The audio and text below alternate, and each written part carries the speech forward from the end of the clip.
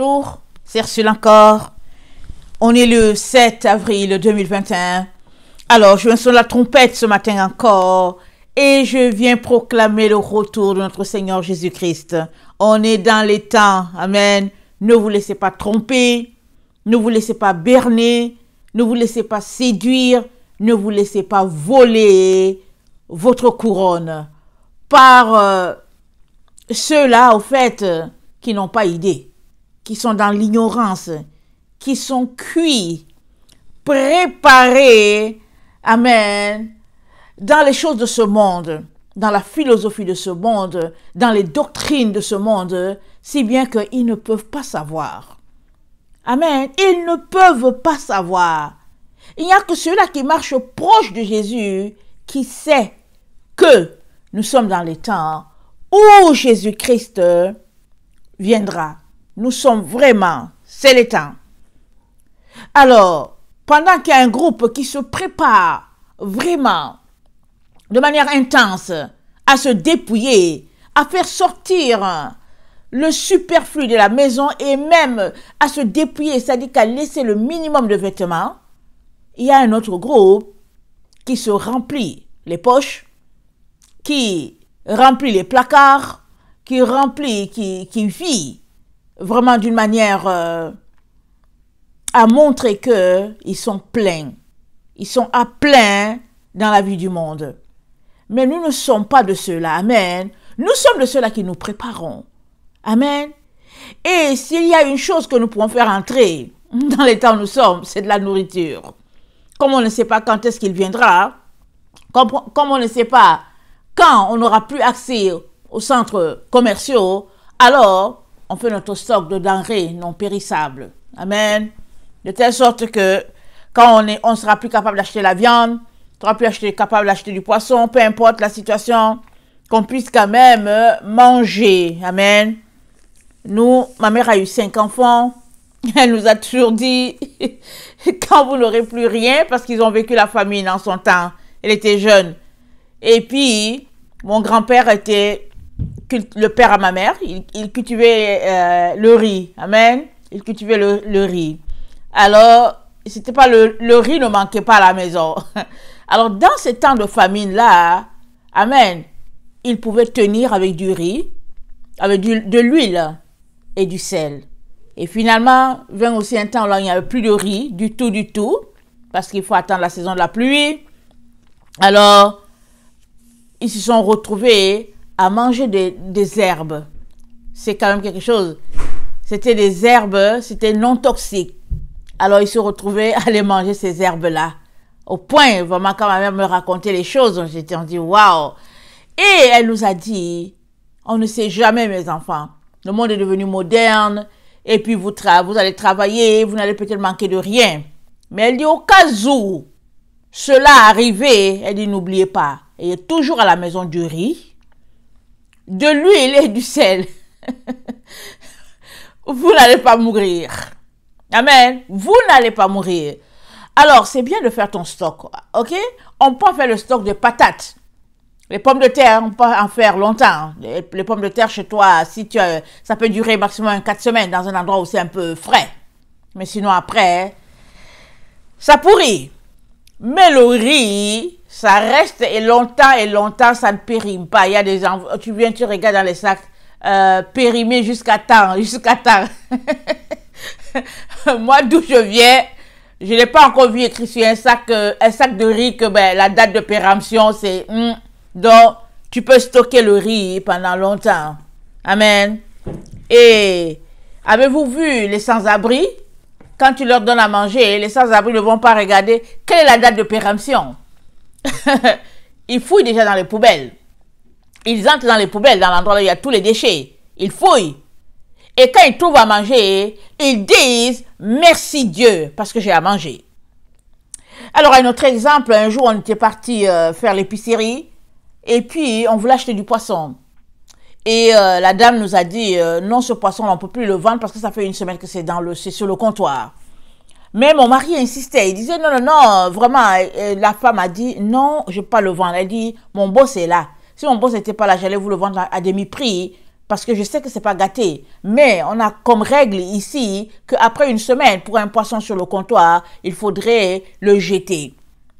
Et pourquoi mon mari insistait? Parce que c'était un très bon poisson de la région d'où il venait. Et en tout cas, c'était rare ce poisson-là, là où on était. Quand on a vu ça, on s'est dit waouh, parce que ça faisait à peu près quelques jours qu'on était venu à l'épicerie. Alors, la femme a dit non, on a comme consigne qu'il faut jeter ça à la poubelle. Et à la poubelle, c'est là-bas que les sans-abri vont venir fouiller. Ils vont aller, ils vont manger là-bas et tout ça. Et là, il n'y a pas de problème. Mais prendre de la nourriture pour leur donner, alors ça devient autre chose. On préfère jeter pour qu'eux-mêmes ils aillent à la poubelle, qu'ils aillent fouiller et qu'ils puissent trouver quelque chose là-dedans. Tout cela pour dire que on est vraiment dans les temps où ce qui est important, amen, c'est ta survie. Alors que le sans-abri, il n'essaye pas de voir, au fait, c'est quoi la date de péremption et tout. Il a à manger, il bénit le Seigneur. Autant c'est comme ça que nous devons nous comporter. Amen. Dans les temps dans lesquels nous sommes. Parce que nous sommes dans des temps assez difficiles sur la terre. Peut-être dans la région où nous sommes, il y a encore la possibilité d'aller acheter des choses. Il y a des régions sur la terre où les gens n'ont pas à manger. Il y a des régions sur la terre où les gens fouillent dans les poubelles, les enfants. Il y a des régions sur la terre où tu regardes des petits enfants, les jeunes enfants, vraiment, et ils sont en train de fouiller dans la poubelle pour se trouver quelque chose à manger. Et quand ils trouvent à manger, ils ramènent ça à la maison, ils donnent aux parents. Alors, vraiment, la terre est vraiment remplie de situations vraiment terribles. Les situations qu'on regarde, on se dit, ça n'a pas d'allure. C'est pas la nourriture qui manque. Dans certains endroits, on jette la nourriture. On n'en a pas besoin. Dans d'autres, on veut à manger et il n'y en a pas. Et tout ça, c'est créé par l'ennemi. Amen. Afin de dominer sur l'être humain. Amen. Mais, il y a une nourriture qui ne périt pas. Mais il y a une nourriture qui ne périt pas. Et cette nourriture-là, c'est la parole de Dieu. Plus tu l'as, plus tu seras toujours rempli, tu seras toujours rassasié, tu ne manqueras de rien. La parole de Dieu dit, l'homme ne vivra pas de pain seulement, mais de toute parole qui sortira de la bouche de Dieu. Parce que si tu as la parole de Dieu en toi, amen, tu peux commander la nourriture et puis la nourriture viendra. Rappelons-nous, Élie dans la grotte, il a marché fuyant loin de Jézabel, il s'est retrouvé dans la grotte et c'est un corbeau qui est venu le nourrir. Dieu a envoyé le corbeau le nourrir. Rappelons-nous, Jésus-Christ, quand il a passé 40 jours dans le désert, poussé par le Saint-Esprit d'y aller, amen, et après son jeûne, les anges sont venus le servir. Mais avant cela, le diable avait tenté, mais il n'est pas tombé dans la tentation, et les anges sont venus le servir. La parole était pleine en lui. C'est-à-dire, par la parole de Dieu remplie en toi, tu peux gagner tous tes combats. Donc aujourd'hui, je viens parler de persévérance. Nous sommes dans les temps où nous devons être persévérants. Amen. C'est les temps dans lesquels nous sommes. Les temps prophétisés par ceux-là qui nous ont précédés, qui nous ont apporté la parole. Amen. Apocalypse 14, le verset 1 à 13. Alors je lis ces 13 versets pour nous situer, mais le texte, la leçon que nous avons, c'est peut-être un ou deux versets. Amen. Alors, Apocalypse 14. Je regardais et voici l'agneau se tenait sur la montagne de Sion et avec lui 144 000 personnes qui avaient son nom et le nom de son Père écrit sur leur front. Et j'entendis du ciel une voix comme un bruit de grosses eaux, comme le bruit d'un grand tonnerre. Et la voix que j'entendis était comme celle des joueurs de harpe jouant de leur harpe. Et ils chantent un cantique nouveau devant le trône et devant les 4 êtres vivants et les vieillards. Et personne ne pouvait apprendre le cantique, si ce n'est les 144 000 qui avaient été rachetés de la terre. Ce sont ceux qui ce sont ceux qui ne se sont pas souillés avec les femmes. Car ils sont vierges, ils suivent l'agneau partout où il va. Ils ont été rachetés d'entre les hommes comme des prémices pour Dieu et pour l'agneau. Et dans leur bouche, il ne s'est point trouvé de mensonge, car ils sont irrépréhensibles. Ils sont irrépréhensibles par rapport à quoi? Par rapport au mensonge. Il ne s'est point trouvé de mensonge dans leur bouche. Ça, c'est très fort. On est dans les temps où mensonge, c'est partout. Mais ce groupe-là a dit, niet. On n'embarque pas dans les mensonges. On n'embarque pas dans les ténèbres, les pénombres, les semblants, et puis, non. Faites ce que vous voulez. Mais nous, c'est la vérité de Jésus. Je vis un autre ange qui volait par le milieu du ciel, le verset 6. Ayant un évangile éternel pour l'annoncer aux habitants de la terre, à toute nation, à toute tribu, à toute langue, à tout peuple, il disait d'une voix forte, craignez Dieu, donnez-lui gloire, car l'heure de son jugement est venue, et adorez celui qui a fait le ciel et la terre, et la mer, et les sources d'eau. Et un second ange suivit en disant, elle est tombée, Babylone la grande, qui a abreuvé toutes les nations du vin de la fureur de son impudicité. On est dans les temps où Babylone va tomber, le système monté par les humains, le système dans lequel nous sommes, politique, religieux, peu importe, ça va tomber. Et n'oublions pas que nos églises sont empreintes de Babylone. Partout où nous le trouvons, c'est Babylone. La seule manière pour toi de ne pas être dans Babylone, c'est que tu sortes du système. Alors quand la Bible dit sortir de Babylone, ne pense pas que sortir de Babylone, c'est juste quitter le milieu politique ou bien enlever les vêtements dépravés. Non, non, non. Sortir de Babylone, c'est de sortir de tout. Alors tu peux dire, mais vraiment, ça n'a pas de sens. Mais c'est ça. Sortir de Babylone, Babylone est partout. Babylone a infiltré chaque section de la société. Chaque domaine de notre vie a été infiltré par Babylone, sauf si tu es de ceux-là qui dit, moi, en tout cas, ça suffit Babylone. J'en veux plus. Sinon, Babylone a vraiment fait sa part sur la terre depuis le temps de Nebuchadnezzar. Et ça, Dieu a permis que ce soit ainsi. Rappelons-nous la prophétie de Jérémie et comment Dieu a fait boire la coupe de l'abomination à toutes les nations de la terre. Donc tout le monde a été contaminé par Babylone. Et sa doctrine, et sa religion, et sa théorie, et son esprit. L'esprit de commerce, l'esprit d'impudicité, et puis j'en passe. Voilà. Et un troisième ange les suivit en disant d'une voix forte, si quelqu'un adore la bête et son image, et reçoit une marque sur son front ou sur sa main, il boira lui aussi du vin de la fureur de Dieu, versé sans mélange, dans la coupe de sa colère. Il sera tourmenté dans le feu et le soufre devant les saints anges et devant l'agneau. Et la fumée de leur tourment monte au siècle des siècles, et ils n'ont de repos ni jour, ni nuit, ceux qui adorent la bête et son image, et quiconque reçoit la marque de son nom. Oh! C'est ici la persévérance des saints, qui gardent les commandements de Dieu et la foi de Jésus. Et j'entendis du ciel une voix qui disait, écris heureux dès à présent les morts qui meurent dans le Seigneur. Oui, dit l'Esprit, afin qu'ils se reposent de leurs travaux, car leurs œuvres les suivent. Heureux ceux qui meurent maintenant.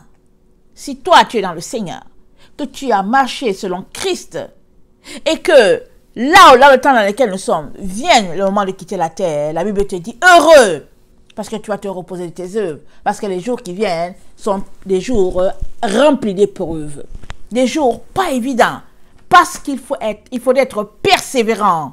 Amen. Il faudrait tenir. Mais on tient par rapport à quoi? Par rapport à la doctrine de Christ. Parce que c'est dit ici. C'est ici la persévérance des saints qui gardent les commandements de Dieu et la foi de Jésus. Pourquoi? Parce que la bête et son système est en train tout simplement est en train de se répandre comme les tentacules, amen, de la pieuvre un peu partout. Il suffit de regarder, ouvre tes yeux. La bête, elle est énorme. Elle est grandiose. Elle est dans toutes les sphères de la société. Si avant, on n'en était pas conscient, maintenant on l'est de plus en plus. Surtout si tu marches selon la véritable doctrine de Christ. Mais si tu ne marches pas, tu vas te dire, mais de quoi elle parle celle-là? De quoi elle parle? Mais si tu es concentré à suivre Jésus-Christ, à l'aimer dans ce que lui, il nous a appelés à faire, alors tu verras très bien les tentacules de la pieuvre, qui est la bête, en train de se répandre partout. Et même souvent, même si tu ne fais pas attention, tu vas la retrouver dans ta soupe, hein, la pieuvre. Contaminée de toutes parts. Le monde a été contaminé. Et c'est terrible. Le mensonge qu'il y a dans notre temps, c'est terrible, c'est tout simplement terrible. Mais tu es appelé à persévérer. Tu es appelé à dire non à tout ce qui se passe. Regardons un peu ce qui se passe autour de nous, surtout en Occident. Je ne sais pas ce qui se passe dans les pays chauds, ou bien dans les pays dits les petits pays. Je ne sais pas ce qui se passe là-bas. Mais dans les endroits où le Covid a pris naissance, amen, dans les endroits où ils sont sortis pour faire leur conférence de presse en disant que ouais, il y a une maladie et puis etc. Là, ils sont sortis pour faire leur gros mensonge. Dès que la Pâque a approché, on nous a encore confinés.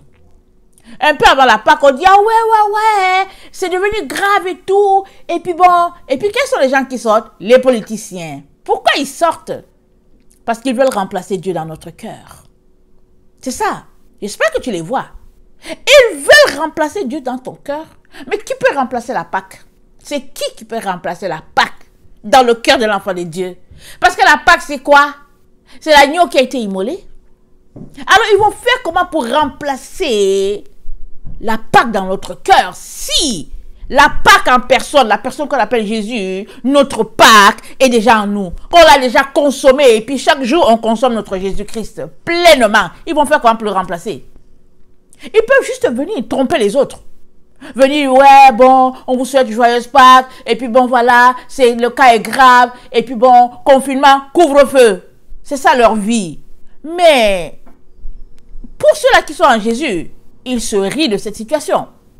Parce qu'ils savent que chaque jour les approche du moment où le Seigneur va venir les prendre. Pour les autres, ils sont dans la panique. Ils se demandent, je me demande si je vais aller prendre le vaccin. C'est ici la persévérance des saints. Tu as besoin d'être persévérant plus que tout parce que tu n'as encore rien vu. Ils t'ont pas encore montré leur dernière carte. Chaque jour vient avec son lot de surprises pour ce qui est de la séduction de ce groupe-là. Il est très important que tu frottes tes yeux à ton réveil. Quand tu te réveilles là, tu frottes tes yeux, n'est-ce pas? Surtout si tu es un enfant. Un adulte, il va se lever et puis il va marcher parce que il ne veut pas que...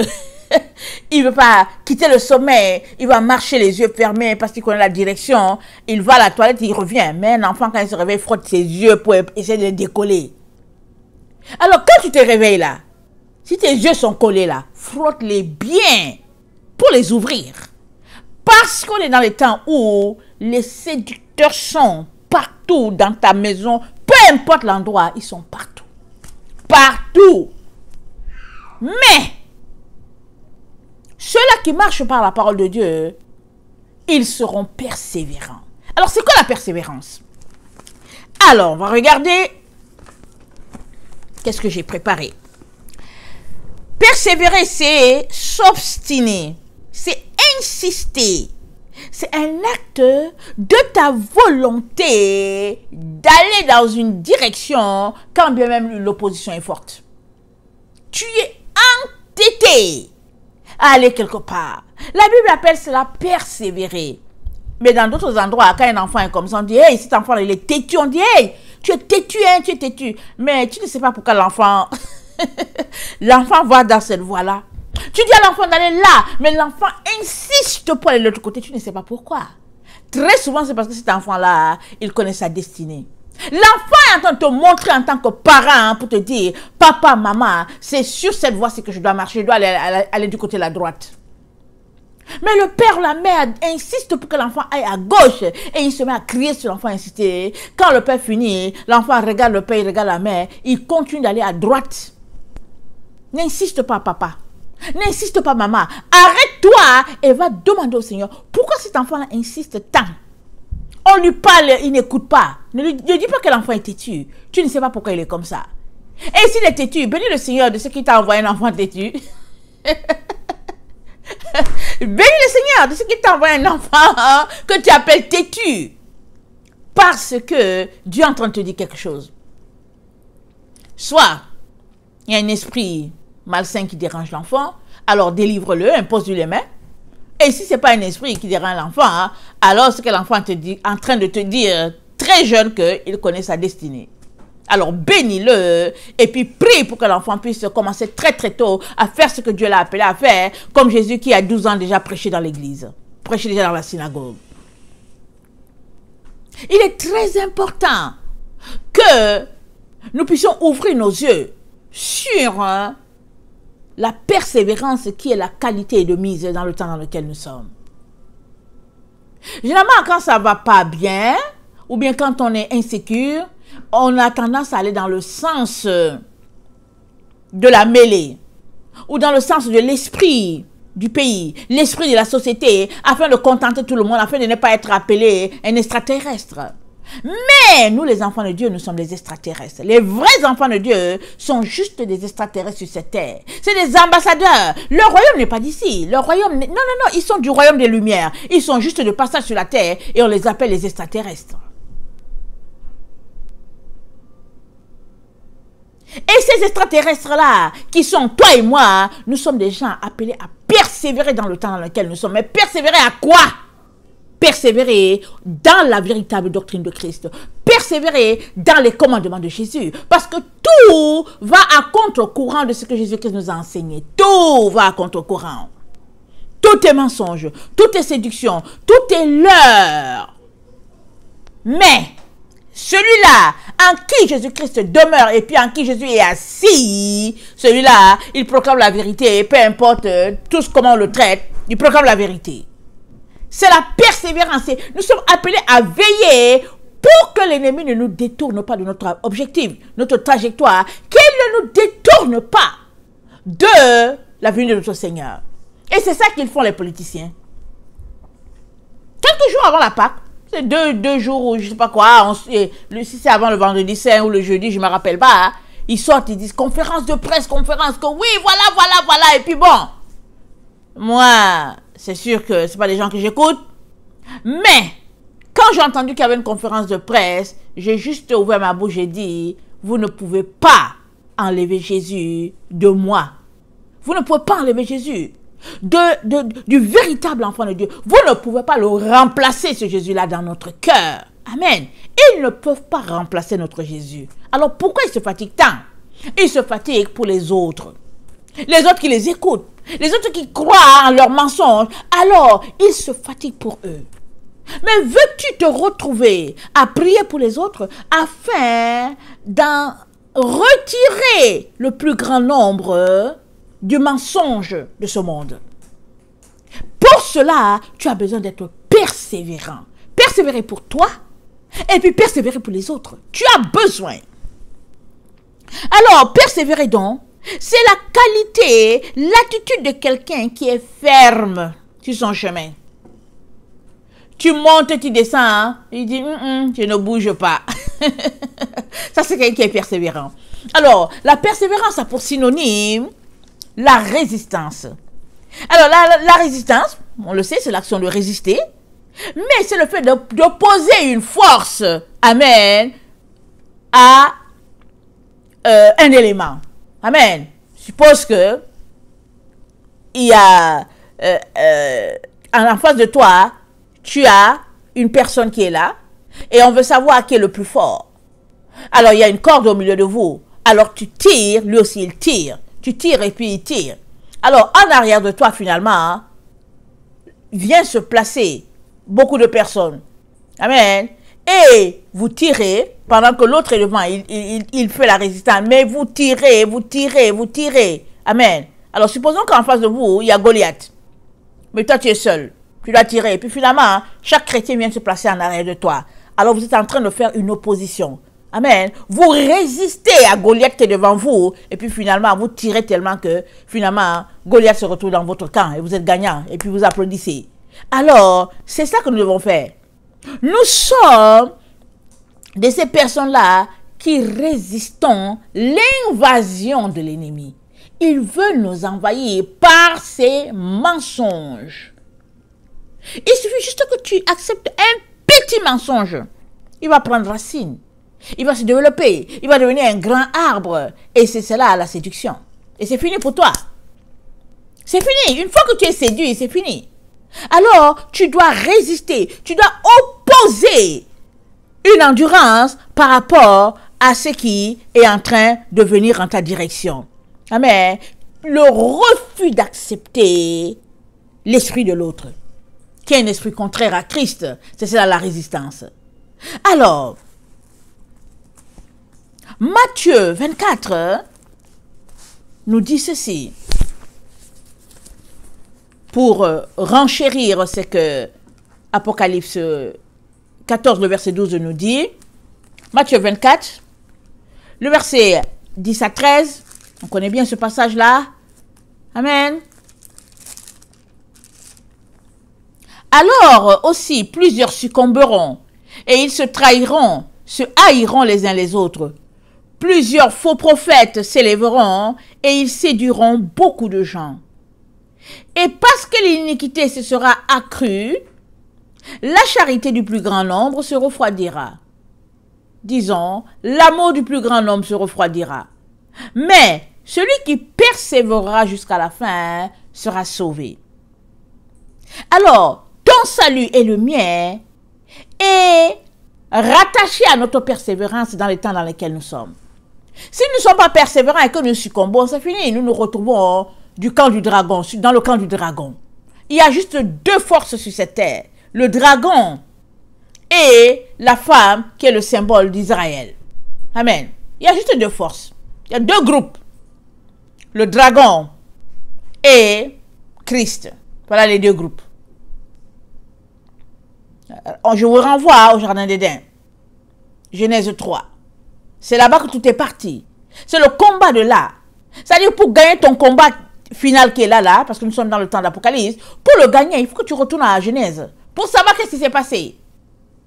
Il y a eu séduction là-bas dans le jardin d'Éden. Là-bas. Et Ève est tombée. Elle a cru au mensonge de Satan.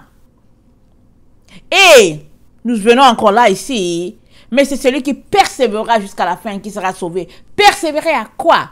Persévérer à tenir tête aux ruses de Satan, à ses séductions, à ses manipulations. Persévérer. Donc voilà. Donc la persévérance est l'élément qui séparera les deux groupes. Si tu es persévérant, tu te retrouves dans un camp, le camp de Jésus.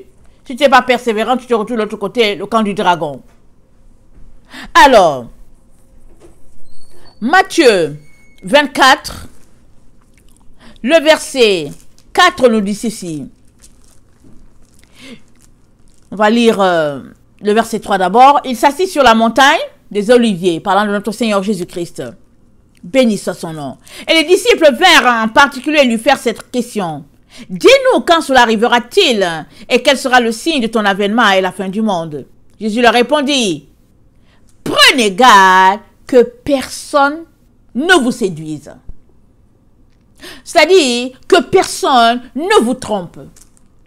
Que personne ne vous induise en erreur. C'est cela que Jésus leur a dit. Éphésiens 5, le verset 6.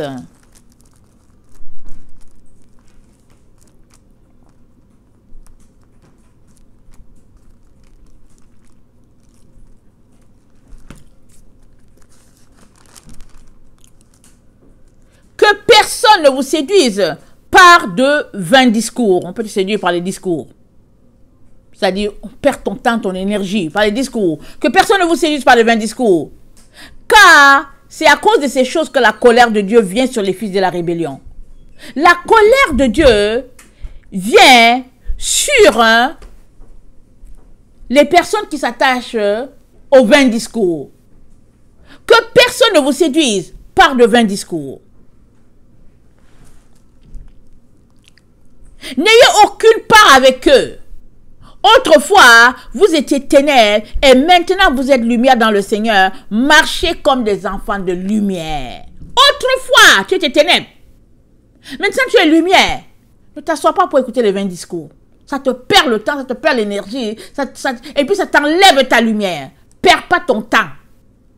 Accroche-toi à la parole de Dieu. Maintenant, vous êtes lumière dans le Seigneur. Marchez comme les enfants de lumière. Et comment sait-on que tu as la lumière? On voit le fruit de la lumière en toi. Et c'est quoi le fruit de la lumière? Le verset 9, car le fruit de la lumière consiste en toutes sortes de bonté, justice, vérité. Bonté, justice, vérité, les trois fruits de la lumière. S'il y a quelque part, il y a un mensonge, la lumière n'est pas là, c'est les ténèbres, c'est pas compliqué. Pas compliqué. Examinez ce qui est agréable au Seigneur et ne prenez point part aux œuvres infructueuses des ténèbres, mais plutôt condamnez-les.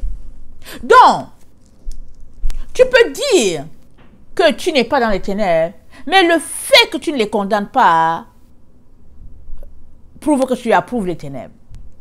Parce que qui ne dit rien consent. Si tu n'es pas d'accord avec les ténèbres, avec le mensonge, condamne-le, ce mensonge-là. En condamnant le mensonge, tu te dissocies du mensonge et tu élèves la vérité. C'est ça que Paul dit, ne prenez pas part aux œuvres des ténèbres, elles sont infructueuses. Souvent, tu peux juste regarder pour dire, bon, tu regardes, tu sais que c'est faux, mais tu es là-dedans. C'est de l'hypocrisie. Dénonce le mensonge. En dénonçant, tu es en train de dire clairement que tu ne prends pas part à cela. Que personne ne vous séduise par le vain discours.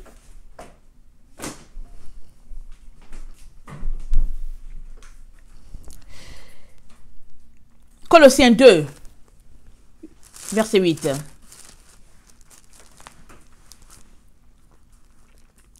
Prenez garde que personne ne fasse de vous sa proie par la philosophie, par une vaine tromperie, s'appuyant sur la tradition des hommes, sur les rudiments du monde et non sur Christ. Prenez garde que personne ne fasse de vous sa proie. Les proies, ce n'est pas juste les animaux qui cherchent des autres animaux pour garder captifs. Aujourd'hui, l'être humain est captif des autres êtres humains. L'être humain est captif souvent des gouvernements et nous sommes là captifs de ces gouvernements-là. Nous sommes là captifs. La Bible dit qui échappera. Tu n'es pas captif, mais comment tu vas faire pour échapper? Si tu dis que tu n'es pas captif des gouvernements, comment vas-tu échapper? Tu es là. Ils sont là, ils font leur stratégie, leur stratège. Ouais, voilà, la maladie est grave, il faut aller prendre le vaccin. Il y en a qui s'en vont, qui prennent le vaccin, qui disent, oui, je l'ai pris par moi-même, et puis, etc. Mais on est dans un pays, on est dans une terre, on est libre. Dieu nous a donné le libre arbitre. Est-ce que tu vas céder ta volonté? Non, moi, je ne cède pas la mienne. Je ne céderai pas ma volonté, je ne leur donnerai pas ma volonté. Alors, je suis libre de me faire vacciner ou pas. Et je dis, niet, je ne me fais pas vacciner. Mes enfants ne se font pas vacciner. Et puis, c'est comme ça. Alors, ils n'ont qu'à faire ce qu'ils veulent. Mais c'est niet. Mais si tu es de ceux-là qui dit, ok, c'est trop difficile, alors tu auras perdu ton combat pour la lumière. Et la lumière, c'est où? C'est là où Dieu se trouve. C'est là-bas la lumière. C'est pas ici notre... La lumière, c'est pas ici, là. Ne reste pas là. Il y en a qui ont pris le vaccin, ils prennent le vaccin et puis ils disent, oh Seigneur, oui, fait que les conséquences ne soient pas trop graves. Mais ça change quoi? Tu l'as déjà pris. Que les conséquences soient graves ou pas, tu as déjà pris le vaccin. Ça dit que tu t'es déjà démarqué en passant du côté des ténèbres. Il y a des personnes que j'ai encouragées à ne pas prendre le vaccin. Ils ont décidé de mettre les liens que je les ai envoyés, ils ont décidé de flush. Pourquoi? Ils ont décidé qu'ils vont prendre le vaccin. Fine, pas de problème. Mais ils vont se retrouver. Quand leurs yeux là, vous savez que de l'autre côté là, il n'y a pas d'aveugles. Les aveugles, ce n'est que là où nous sommes là. Il y a les aveugles, il y a les borgnes dans le temps où nous sommes. Mais de l'autre côté, quand on a traversé ce monde, si on est de l'autre côté, tout le monde voit. Et tout le monde a la foi. Le seul problème est que quand tu vois, tu ne peux plus revenir en arrière. Alors quand ils seront de l'autre côté, ils verront pourquoi au fait dans le fond, ils ne sont pas retrouvés à l'endroit de la lumière. Parce qu'eux-mêmes, par leur courage illusoire, ils se sont retrouvés du côté du diable. Ils ont choisi, dans leur orgueil, dans leur détermination à s'obstiner, ils ont choisi les ténèbres. Dans les églises aujourd'hui, ils prennent le vaccin. Ils sont là, les gens prient pour dire que prie Seigneur, nous prions que les conséquences ne soient pas trop graves. Et puis voilà, ils sont là. Tellement ils se sont compromis toute leur vie, tellement ils ont aimé la Odyssée, tellement ils aiment le monde que même quand le vaccin est venu, ils prient pour que le vaccin, la conséquence ne soit pas trop grave. Et voilà où les enfants de Dieu sont rendus. Et bientôt, ça ne sera plus en cachette que les chrétiens vont parler de ces choses-là, ça sera ouvertement. Et ils vont se lever, ils vont se dresser contre tous ces autres-là, les enfants de Dieu qui disent, nous, on ne prend pas le vaccin. Ils seront la bouche du diable, ces chrétiens-là qui auront pris le vaccin. Ils vont se lever bientôt, avec leurs pasteurs, avec leurs évangélistes, ça sera rempli sur toute la terre, ils vont dire, c'est un vaccin comme tous les autres, il n'y a pas de problème et tout, et puis, etc. Mais la Bible dit, prenez garde, que personne ne fasse de vous sa proie par la philosophie et par une vaine tromperie s'appuyant sur la tradition des hommes et sur les rudiments du monde et non sur Christ. Alors s'il y a une chose qui est tradition des hommes, c'est bien ce vaccin-là que M. Bill Gates a mis en place et puis bon voilà, et puis il achète toutes les terres du monde et puis c'est incroyable ce qui se passe.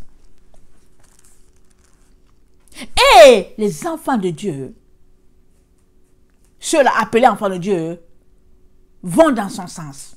Ils vont se faire vacciner. Ils critiquent Bill Gates, ils disent que ça n'a pas d'allure. Mais ils s'en vont se faire vacciner. Pour le moment, ils s'en vont se faire vacciner en cachette. Et ceux qui sont vaccinés se passent le mot pour dire, tu t'es vacciné. Oh, moi aussi, moi aussi. Mais c'est toi qui te trompes. C'est toi qui es dans le leurre. Parce qu'en disant moi aussi, tu es tout simplement de l'autre côté. J'ai un enfant qui est venu me raconter. Il y a un enfant qui est venu me parler dans sa déception de comment une personne que cet enfant-là connaît a pris le vaccin. Et cet enfant a dit, maman, je vais juste te dire, heureuse de l'avoir connue. J'ai dit, tu as bien dit. C'est comme la personne elle est partie. Elle est vivante, mais elle est partie. Je vais tout simplement dire, heureux de l'avoir connue. Maman, on va dire heureux d'avoir connu cette personne. J'ai dit oui, on va le dire. C'est le cas de le dire. Heureux de l'avoir connu. Qu'est-ce qui est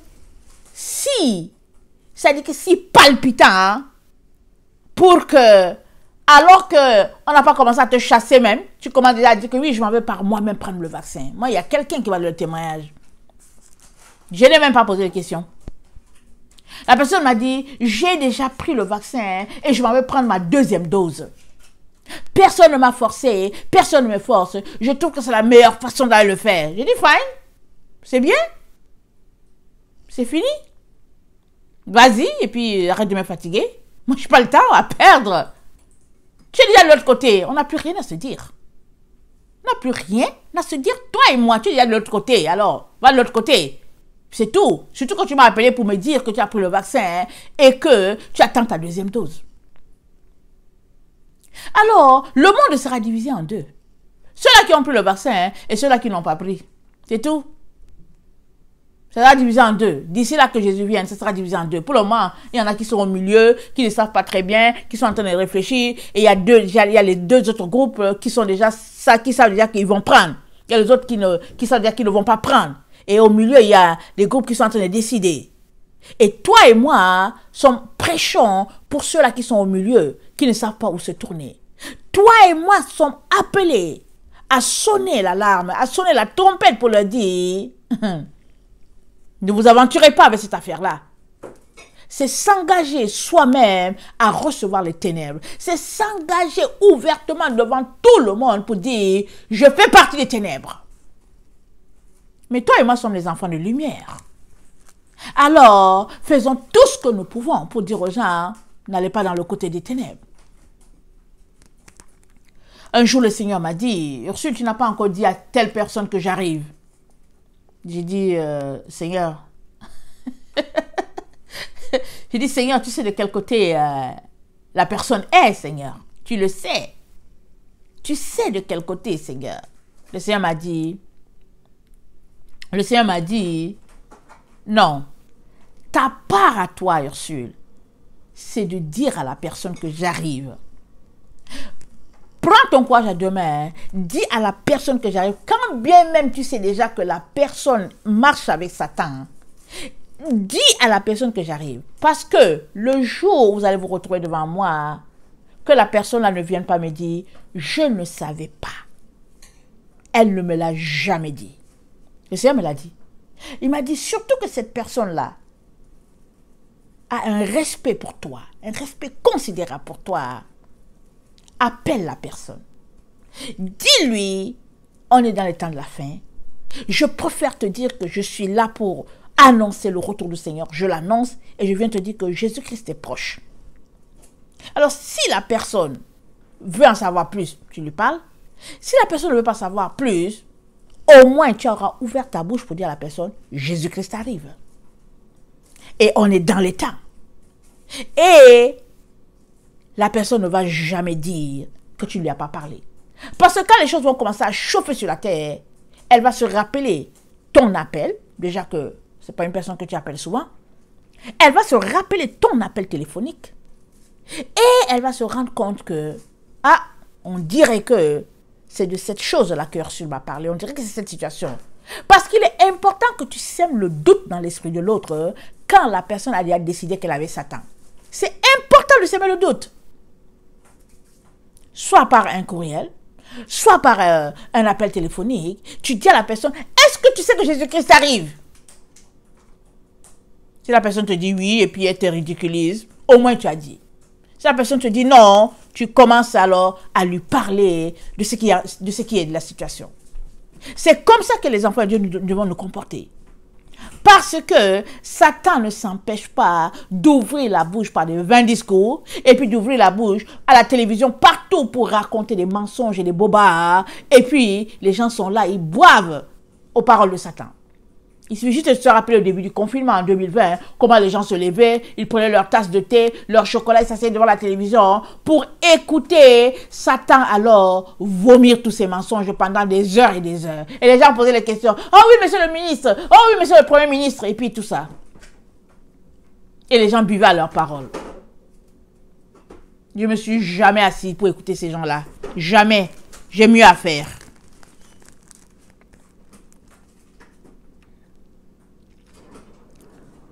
Le verset 9. Car en lui habite corporellement toute la plénitude de la divinité. Tu n'as besoin de rien d'autre. Si tu as Christ, tu as tout. C'est dit, en Jésus-Christ habite corporellement toute la plénitude de la divinité. Vous avez tout pleinement en lui, qui est le chef de toute domination, de toute autorité. Tu n'as pas besoin d'un autre chef. Tu n'as pas besoin d'une autre autorité. Christ est ton autorité. Tu as tout en lui. C'est en lui que vous avez été circoncis d'une circoncision que la main n'a pas faite, le verset 11, mais de la circoncision de Christ qui consiste dans le dépouillement du corps de la chair. Voilà, c'est ça ta circoncision. Et tu es en train de travailler tous les jours à laisser aller les œuvres de la chair. Alors, à chaque jour, tu es en train de te circoncire. Tu enlèves ça, la mauvaise chair. Tu la jettes. Ayant été enseveli avec lui par le baptême, vous êtes aussi ressuscité avec lui, en lui et avec lui par la foi en la puissance de Dieu qu'il a ressuscité des morts. Vous qui étiez morts par vos offenses et par l'incirconcision de votre chair, il vous a rendu à la vie avec lui en nous faisant grâce pour toutes nos offenses. Il a effacé l'acte dont l'ordonnance nous condamnait, qui subsistait contre nous, et il l'a détruit en la clouant à la croix. Il a dépouillé domination, autorité, il les a livrés publiquement en spectacle, en triomphant d'elle par la croix. Personne, prenez garde que personne ne fasse de vous sa proie par la philosophie, par une vaine tromperie, s'appuyant sur la tradition des hommes et sur les rudiments du monde, et non sur Christ. S'il y a bien une chose qui est tradition des hommes là, c'est bien ce vaccin-là. S'il y a bien une chose qui est tromperie là, c'est bien ce vaccin-là.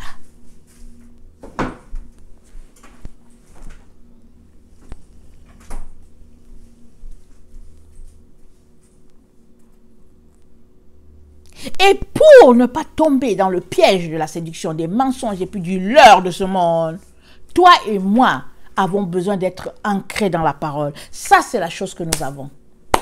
Si tu n'es pas de ceux-là qui mangent ta parole à tous les jours, alors tu es dans de gros problèmes. Tu es dans de gros problèmes. Tu sais pourquoi? Parce que tu vas passer ta vie à dépendre des hommes, à dépendre d'une dénomination, d'un pasteur, d'un évangéliste. Tu vas passer ta vie à dépendre de quelqu'un. C'est-à-dire, ça ne va pas, tu vas appeler telle personne. Tout... Non. On est dans le temps où tu dois dépendre seulement de Christ. On vient de le lire. Parce qu'en lui habite pleinement la plénitude de la divinité. Toute la plénitude de la divinité en Jésus-Christ. On a pleinement tout en lui. Il est le chef de toute domination, de toute autorité. Ça, c'est Christ. Mais, est-ce que tu le sais? Souvent, tu lis ça, tu dis, oui, Christ est mon chef, mais tout de suite, tu t'en vas, tu appelles l'autre là, patron. Qui est ton autorité? On dit dans les églises, il y a des gens qui se font les autorités des gens. Ils disent, oh, ils sont l'autorité. Qui est ton autorité? Une seule personne est ton autorité, c'est Jésus-Christ. C'est tout. Tout le reste là, je ne peux rien dire pour eux. Il y en a plusieurs qui me disent qu'ils sont les autorités. Ils sont les autorités des autres. Qui est ton autorité? Christ, c'est lui ton autorité. Jésus-Christ, il est ton autorité, ok? Accepte que je te le répète aujourd'hui. C'est Christ ton autorité. Si tu ne mets pas ça dans ta tête, un être humain va venir te tromper.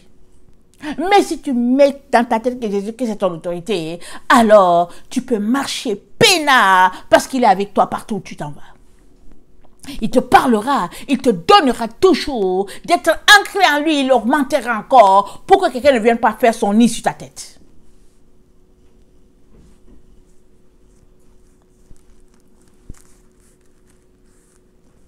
Colossiens 2,7. Étant enraciné et fondé en lui et affermi par la foi, d'après les instructions qui vous a été données, abondez en action de grâce. Étant enraciné et fondé en lui. Toi et moi sommes enracinés et fondés en Jésus. C'est là-bas que nous demeurons. Mais si tu n'es pas enraciné, alors mets-toi rapido presto à lire ta parole et aller chercher tes racines aussi profondes que possible pour être uniquement à Jésus. Parce qu'on est dans le temps où la séduction bat son plein. N'importe qui se lève, n'importe qui est pasteur, n'importe qui est évangéliste, n'importe qui. Avant, c'était juste des gens qui allaient faire des petits diplômes et puis venaient liser que bon, ils sont des pasteurs et tout ça, et puis des maraboutages et puis toutes sortes d'histoires. Aujourd'hui, les politiciens aussi sont des pasteurs. Ils sortent tout le temps, ils viennent, ils racontent des histoires que ouais, voilà. Et puis après, on nous envoie en confinement et puis on nous envoie, comment on appelle ça là? Les confinements et puis j'oublie le nom. Et j'oublie, les couvre-feux, voilà. 1, 2, on dit vous êtes en confinement. Hein? 1, 2, on dit vous êtes en couvre-feu. Je dis béni soit le Seigneur. Merci Jésus. Parce que ça ne change rien à ma vie. C'est même une bonne chose. Les activités sont réduites. Je peux me mettre à lire ma Bible et puis venir prêcher. Merci Jésus. Mais toi qui as passé ta vie à dépendre des autres, dès qu'on dit confinement, tu paniques. Quand on a passé des mois et des mois, parce qu'on disait que ouais, il y a une maladie, les églises sont fermées, il y a des gens qui étaient malades. Ils priaient pour le jour où ils vont se retrouver pour retourner dans leurs affaires de Jézabel. Ils priaient pour dire quand est-ce que le culte va reprendre et tout. Tu t'arrêtes, tu te dis mais pourquoi ils cherchent le culte? On ne sait pas pourquoi ils cherchent le culte. Pourquoi cherche-t-on le culte? On ne sait pas. On est dans les temps où tu dois être enraciné. Parce que la parole y est sortie. La parole de Dieu dit nous sommes fondés et enracinés en Christ. Mais si ce n'est pas ton cas, organise-toi pour que ce soit ton cas. Parce que sinon, tu es susceptible d'être trompé. Tu fais partie des gens qui sont sur la liste, des gens qui seront trompés, emportés par le vent. Éphésiens 3, le verset 16 à 17.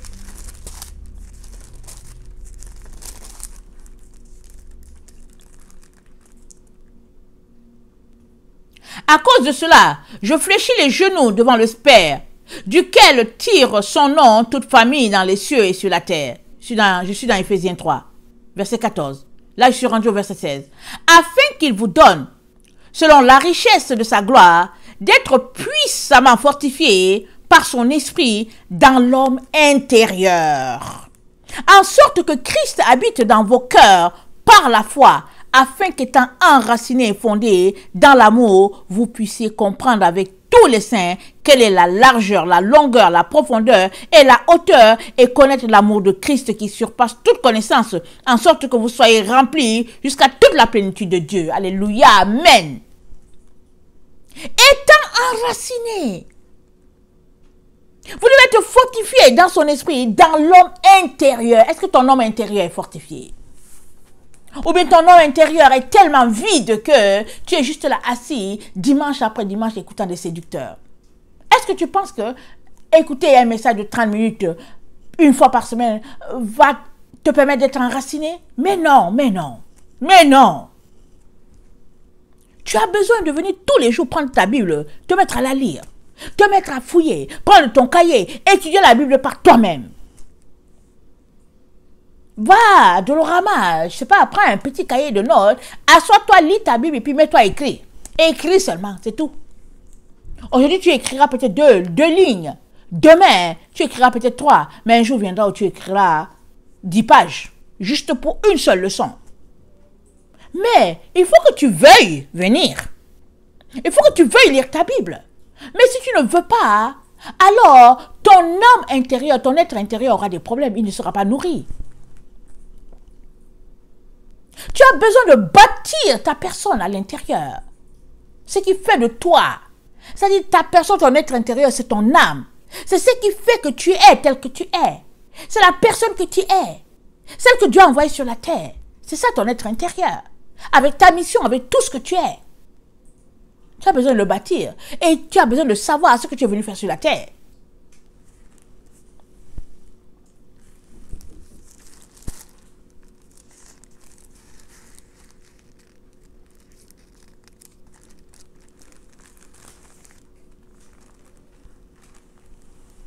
De Corinthiens 11, 3. Toutefois, de même que le serpent séduisit Ève par sa ruse, je crains que vos pensées ne se corrompent et ne se détournent de la simplicité à l'égard de Christ. Et combien notre Seigneur est simple. C'est tout simple l'évangile de Jésus. Ce n'est pas compliqué. Les hommes l'ont compliqué.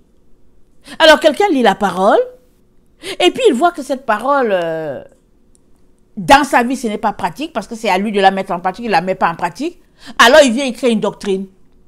Il dit, ouais, bon, c'est dépasser ces choses-là, essayons de voir comment on peut les changer, parce que s'il y a des gens qui viennent à l'église, ils vont se détourner, ils ne vont pas rester. Ben, ils n'ont qu'à partir, c'est tout. Pas compliqué. C'est pas grave. C'est mieux d'avoir 2 ou 3 personnes à l'église, avec toi, que d'avoir 100 et personne avec Jésus.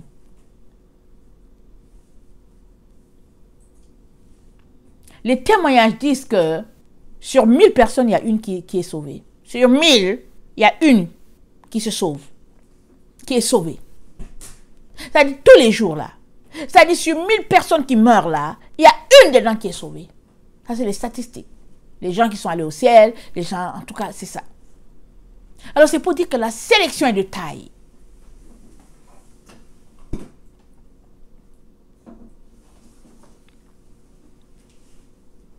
Le serpent a séduit Ève par ruse.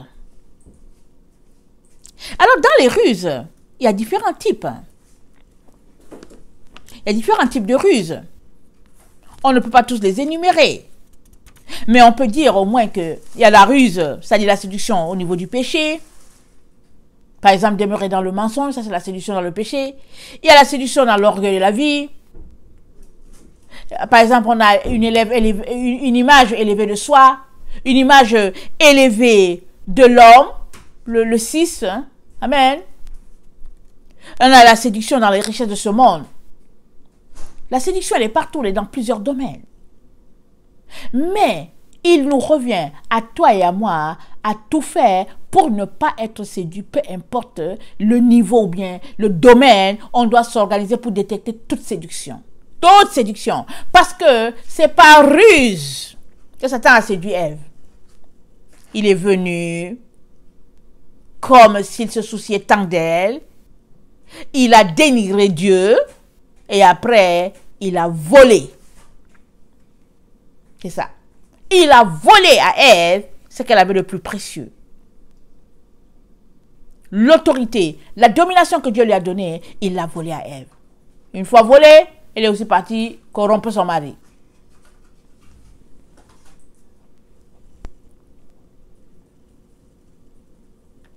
Es-tu capable de fonctionner sans l'aide d'un pasteur, d'un évangéliste, d'un frère, d'une sœur à côté de toi? Es-tu capable?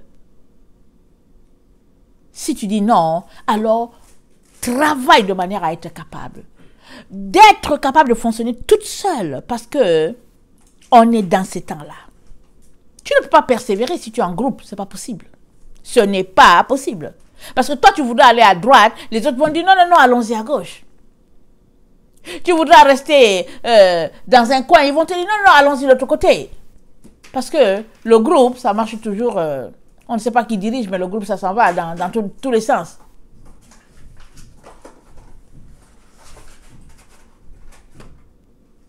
Ceux qui se confient en l'Éternel, nous dit le psaume, sont comme la montagne de Sion. Une montagne qui ne chancelle pas, une montagne affermie pour toujours. Ceux-là qui se confient en l'Éternel.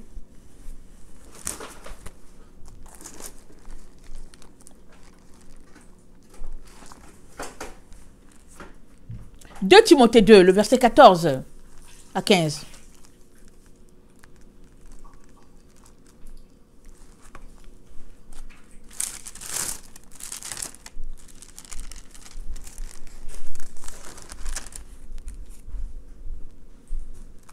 Rappelle-toi ces choses en conjurant devant Dieu qu'on évite les disputes de mots qui ne servent qu'à la ruine de ceux qui écoutent. Les disputes, ça ne sert qu'à la ruine de ceux qui sont à l'endroit où on discute. Les disputes de mots, ça ne sert qu'à la ruine. S'il y a un combat à tous les jours dans lequel je me retrouve chez moi, hein, c'est bien ici. Parce que vous savez, à l'école, on apprend à nos enfants à faire la thèse, l'antithèse et tout. Ils envoient tous les sujets et puis ils essaient de démontrer quoi que ce soit. Je dis, allez, pas ici. C'est pas facile. Mais quand ça arrive, je leur dis, s'il vous plaît, sortez de là. Le plus rapidement possible. Organisez-vous. Ah non, maman, attends, je vais finir ma phrase. Non, non, non, non, c'est bon. Laisse ça. Change de sujet. Que dirais-tu si tu parles de Jésus? Que dirais-tu si tu amènes un sujet qui est dans la Bible? Que dirais-tu? Arrêtez cela. C'est toujours, les enfants sont toujours frustrés, mais c'est bon d'aller dans ce sens-là. Un jour, j'étais découragée. Et je suis venue parler au Seigneur, j'ai dit, Seigneur, jusqu'à quand? Le Seigneur a dit, ne te lasse pas de les reprendre. Ne te lasse pas de les reprendre. Un jour, tu verras ton travail. Évidemment, c'est sûr et certain que quand je regarde ce qui se passe, l'écart est grand entre l'année dernière et puis cette année. Mais toujours est-il que le fait de toujours venir dire, il faut sortir des disputes. Parce que ça va vous conduire loin de Dieu. Et finalement, vous allez vous retrouver peut-être blessé et puis il y aura un sillon qui va se placer entre vous, alors que vous êtes appelé à demeurer dans l'amour, à demeurer dans le respect l'un pour l'autre. C'est pas grave si l'autre n'a pas raison, l'autre a tort. Et en plus, le sujet que vous apportez, c'est un sujet de mensonge parce que c'est un sujet qui n'existe même pas. Ne venez pas me parler des super-héros, ils n'existent même pas. C'est des démons de toutes les manières. Alors pourquoi allons-nous parler des super-héros alors que... Efforce-toi. 2 Timothée 2, le verset 15. Efforce-toi de te présenter devant Dieu comme un homme éprouvé, un ouvrier qui n'a point à rougir, qui dispense droitement la parole de la vérité.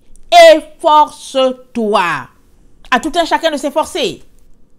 Tu es appelé à t'efforcer, je suis appelé à m'efforcer, de manière à ne point rougir.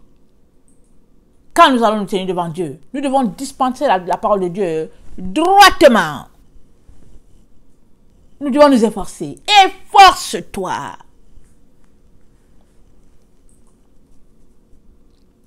Évite les discours vains et profanes. Car ceux qui les tiennent avanceront toujours dans l'impiété et leur parole rongera comme la gangrène.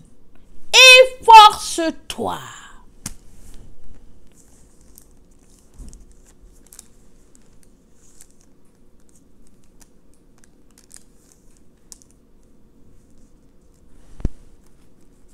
De Pierre 1, le verset 10.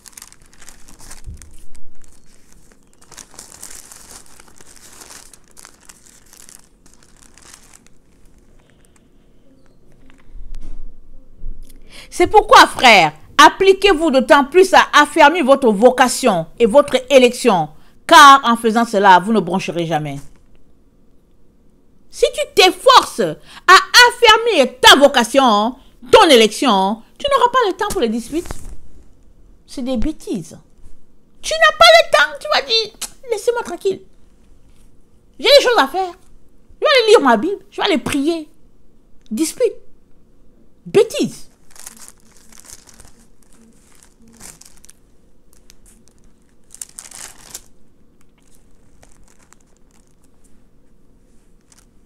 De Pierre 3, le verset 14. C'est pourquoi, bien-aimés, en attendant ces choses, appliquez-vous à être trouvés par lui sans tache et irrépréhensible dans la paix. Applique-toi à être trouvé sans tache. Ce n'est que comme ça que tu seras persévérant. Parce que c'est la persévérance des saints. On est dans le temps. À quoi perds-tu ton temps? Allez, regardez ce que Kanye West, son divorce avec, je sais pas, avec sa femme ou bien je sais pas quoi. Ou bien ce que Oprah a dit, ou bien ce que la duchesse de quoi a dit, je sais pas. À quoi occupes-tu ton temps? Applique-toi, nous dit Pierre, à être trouvé devant lui sans tache et irrépréhensible dans la paix. Et ça, c'est pour tout un chacun.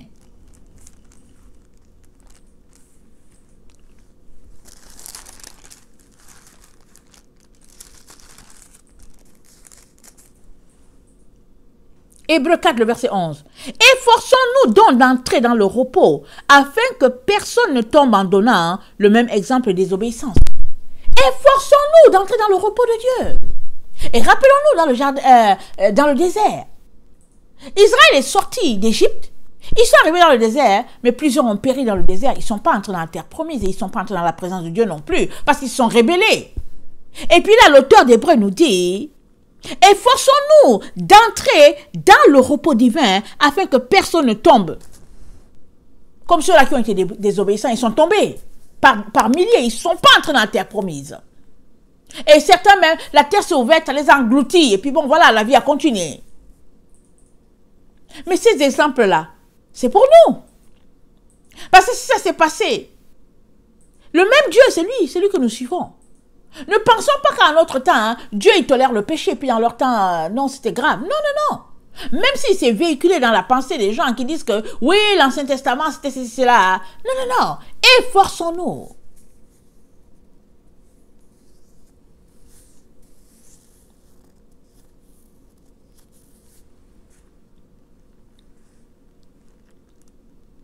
Jusqu'où es-tu prêt à déployer ton énergie pour que la parole de Dieu soit ancrée en toi, pour qu'il n'y ait en toi aucune tâche, pour que tu sois concentré à affermir ton appel, ta vocation?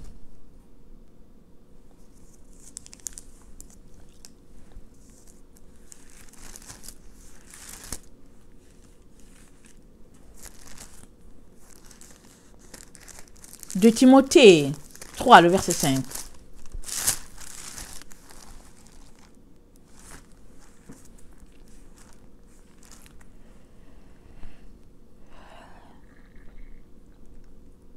Sache que dans les derniers temps, il y aura des temps difficiles. Car les hommes seront égoïstes, amis de l'argent, fanfarons, hautains, blasphémateurs, rebelles à leurs parents, ingrats et religieux. Insensibles, déloyaux, calomniateurs, intempérants, cruels, ennemis des gens de bien. Traîtres, emportés et enflés d'orgueil, aimant le plaisir plus que Dieu. Écoute bien cela. Ayant l'apparence de la piété. Mais reniant ce qui en fait la force, éloigne-toi de ces gens-là. Pourquoi? Parce qu'ils vont te contaminer. Ils vont te séduire. Tu vas les regarder, tu vas dire, ah ok, ils le font, moi aussi je veux le faire. C'est dit, et l'un de ces gens-là. C'est-à-dire, bâtis ton monde, même si tu es seul, bâtis-toi. Monte ta maison toi-même. Afin que tu sois un sacerdoce pour ton Dieu. Un sacerdoce pour ton Dieu. Une maison saine. Un temple à l'honneur de ton Dieu. Bâtis-toi, efforce-toi, bâtis-toi.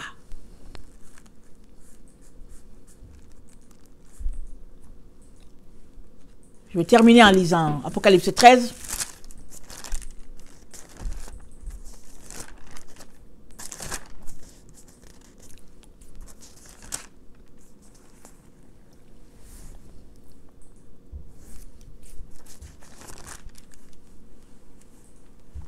On est dans le temps où le fils de la perdition sera révélé. Le fils de la perdition, le fils du péché, il sera révélé. Et par lui seront soumis plusieurs enfants de Dieu. Parce que Dieu l'aura permis. Ces enfants-là qui ont aimé le mensonge, ils seront livrés entre les mains du fils de la perdition. Il va les rouler bien dans la séduction. Et dans la punition, il va les mettre au pas. Lui-même, il est perdu, il va mettre aussi les autres au pas. Voilà, c'est ça qui est dit. Apocalypse 13, le verset 7. Et il lui fut donné de faire la guerre aux saints et de les vaincre.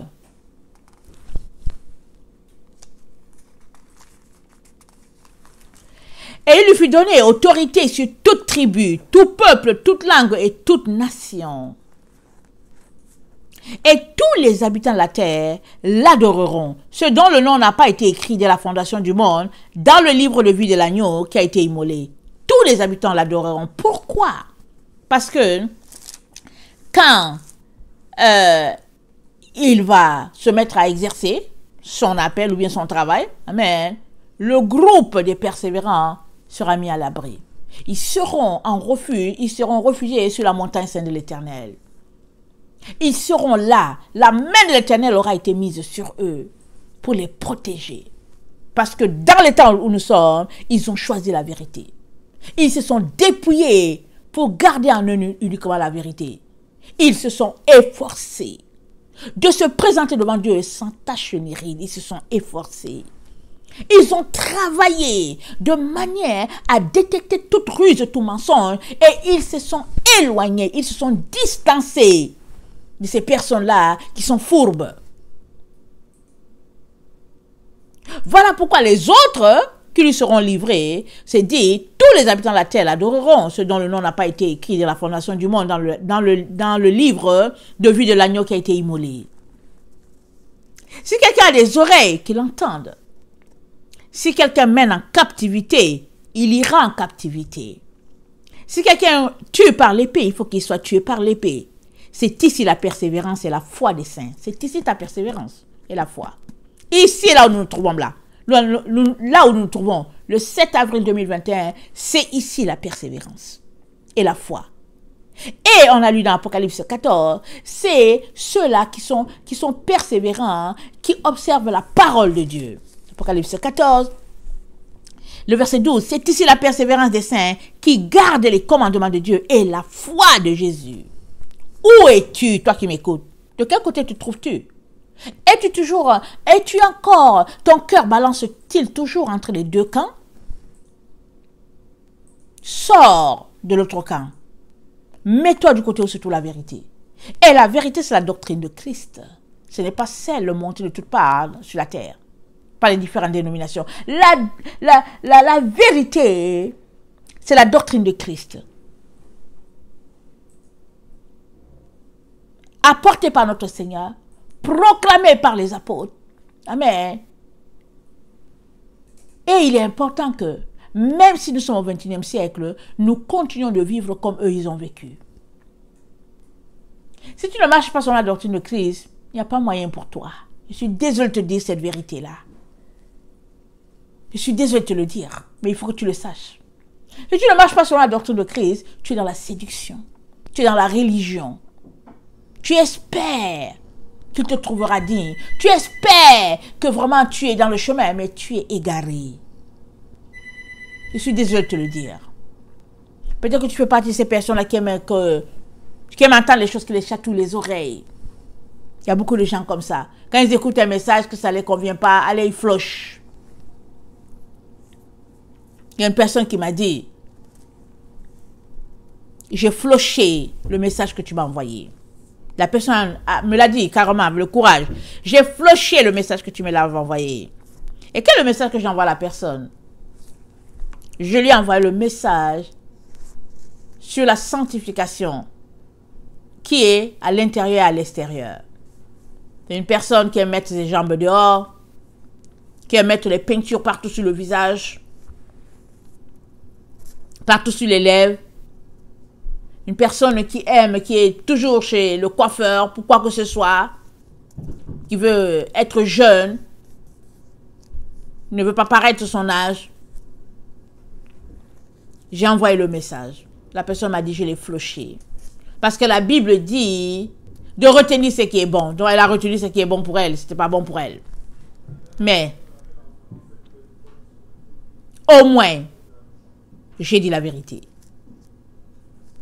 Il est donc très très important de demeurer dans la vérité de Christ. Il est très important de faire ce que le Seigneur nous demande de faire et de rester dans la doctrine de Jésus. Il est très important de demeurer dans la vérité et rien que la vérité. Parce que la Bible dit, par la vérité nous serons affranchis.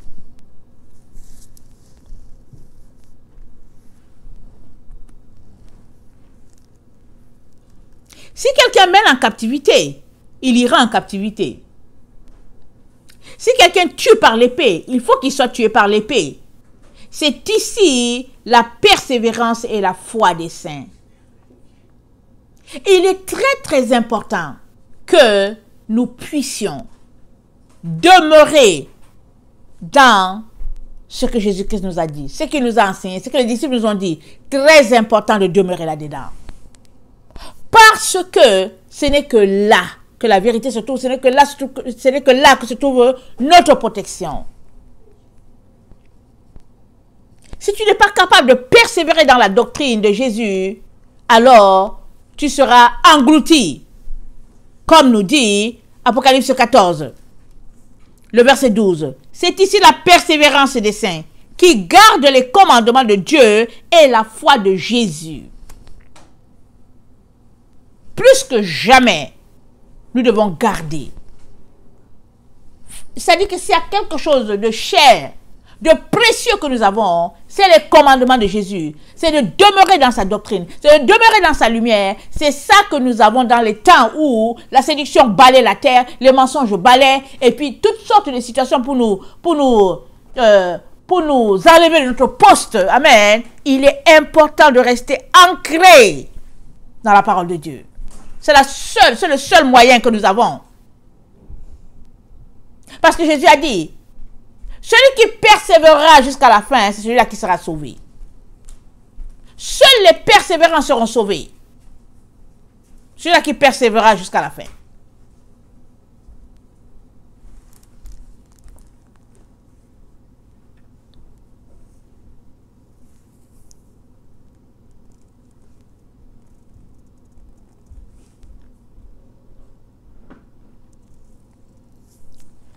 Seigneur Jésus, j'aimerais te prier pour toute personne, Seigneur, qui écoutera ce message, afin qu'elle réalise la gravité du temps dans lequel nous sommes, afin qu'elle réalise que elle n'a pas d'autre choix. Au fait, il n'y a pas une autre option. Si elle veut se retrouver avec toi, il n'y a pas une autre option. Seul persévérer dans ta doctrine, dans tes commandements, nous donnera d'échapper à tout ce qui est sur le point d'arriver. Et s'il y a une génération qui est si proche du but, qui comprend certains passages qui étaient des nœuds, c'est bien la nôtre. Parce que nous réalisons combien nous sommes dans de beaux draps, dans des gros filets. Si tu ne nous sors pas de là, on en est fait. C'est fait pour nous. Ça en est fait pour nous. Mais tu nous dis, c'est par la persévérance. C'est par tes commandements que nous arriverons à la vérité, que nous allons échapper à tout ce qui est en train de se passer sur cette terre. Seigneur, je prie que toute personne qui m'écoute, que chaque personne puisse échapper, Seigneur. Et pour cela, ils ont besoin d'être persévérants dans ta parole. Ils ont besoin, Seigneur, de demeurer dans la vérité. Seigneur, je prie pour leur famille. Je prie pour eux-mêmes, Seigneur, afin que, Seigneur, leur foi soit ranimée, Seigneur. Et je prie au Jésus-Christ que la flamme en eux soit attisée et que plus que jamais, Seigneur, ils brûlent pour toi, qu'ils soient zélés pour toi, parce que ce n'est que comme ça qu'ils triompheront des manipulations de l'ennemi. Merci Jésus-Christ de ce que tu leur donnes d'espérer. Merci de ce que, Seigneur, tu leur apportes la consolation. Merci de ce que, Seigneur, tu les relèves, Seigneur, de leur situation. Seigneur, la situation dans laquelle ils sont, s'ils sont vraiment égarés. Et tu les ramènes, Seigneur, comme un bon berger. Ramène, Seigneur, la brebis qui s'est égarée, qui est loin de l'enclos. Merci Jésus-Christ de ce que tu es bon, tu es merveilleux. Et merci de ce que tu agis, Seigneur. Que ton nom soit béni, que ton nom soit élevé dans leurs différentes vies. Au nom puissant de Jésus. Que le Seigneur bénisse sa parole. Je vous aime beaucoup et Dieu davantage. Maranatha, Jésus revient. Amen et Amen.